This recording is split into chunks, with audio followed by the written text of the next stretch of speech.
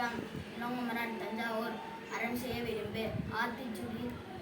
ஒரு ஊரில் ஒரு வீட்டில் அப்பா அம்மா ரெண்டு பசங்க டெய்லி ஸ்கூல் போகும்போது சாமி கும்பிட்டு அவங்க அப்பாவுக்கு குட் மார்னிங் சொல்லிட்டு அவங்க அம்மாவுக்கு குட் மார்னிங் சொல்லிட்டு அம்மா கூப்பிட்றாங்க, சாப்பிட வாங்க பசங்க அப்படின்னு கூப்பிட்றாங்க. இந்த வரம்மா அப்படின்னு சொன்னாங்க. டைனிங் டேபிளில் உட்காந்து இன்றைக்கி என்ன சாப்பாடுன்னு அவங்க பொண்ணு கேட்குறாங்க. இன்னைக்கு தம்பிக்கு பிடிச்ச இட்லி அப்படின்னாங்க. அம்மா என்னம்மா தோசை தானம்மா சொன்னேன், இன்னைக்கு ஒரு நாள் மட்டும் அட்ஜஸ்ட் பண்ணிக்கம்மா. சரிம்மா, இன்னைக்கு ஒரு நாள் அப்படியே சாப்பிட்டு நானும் தம்பி மாதிரியே நல்லா ஸ்ட்ராங்காக வந்துக்கிறேன் அப்படின்னா சரின்னு சாப்பிட்டு முடிச்சோன்னே அவங்க அம்மா சொன்னாங்க, போகிற வழியில் இந்த விநாயகர் கோயிலில் பால் கொடுத்துட்டு போயிரு அப்படின்னாங்க. நடந்து போய் பேசிக்கிட்டே போனாங்க. அவங்க ஃப்ரெண்டு வீட்டுக்கு போனாங்க. இப்போதான் குளிச்சு பார்க்காம நிற்கிறான் அப்படின்னாங்க. சரி நான் போயிட்டுருக்கேன், அவனை வர சொல்லுங்க அப்படின்னா.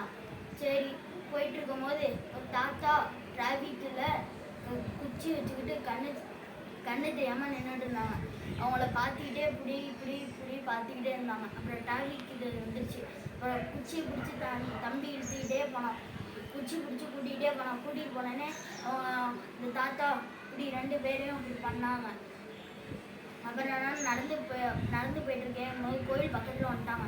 அம்மா தாயே 2 நாள் ஆச்சுமா பால் குடிச்சு, பால் தாங்களே அப்படின்னு அவங்க தங்கச்சி சொன்னாங்க. சரி கொடுப்போம் பாவம் அப்படின்னாங்க. சரின்னு கொடுத்துட்டாங்க. அவர் ஸ்கூல் போயிட்டாங்க. அவங்க அப்பா கேட்டாங்க, பிள்ளைங்க வர லேட் ஆயிடுச்சு அப்படின்னாங்க. அப்புறம் பசங்க வந்துட்டாங்க. என்ன பாப்பா, நான் என்ன சொன்னேன், ஃபோனை ஐயருக்கு பால் கொடுக்க தானே சொன்னேன் அப்படின்னாங்க. சரி அம்மா நான் சொல்கிறேம்மா கதை அப்படின்னாங்க. அப்போ போகும்போது அம்மா நாங்கள் கோயில்கிட்ட போயிட்டு இருந்தோம்மா, அவங்க பசங்க பாப்பா எனக்கு இந்த பால் கொடுங்கப்பா, 2 நாள் ஆச்சுப்பா பாப்பா அப்படின்னாங்க. அவங்க அப்பா சொன்னாங்க, நல்லா தானே பாப்பா சொல்லியிருக்கு, அது என்ன அது குட் கேர்ள் தானே அது அப்படின்னாங்க. சரி ஆத்திச்சூடி.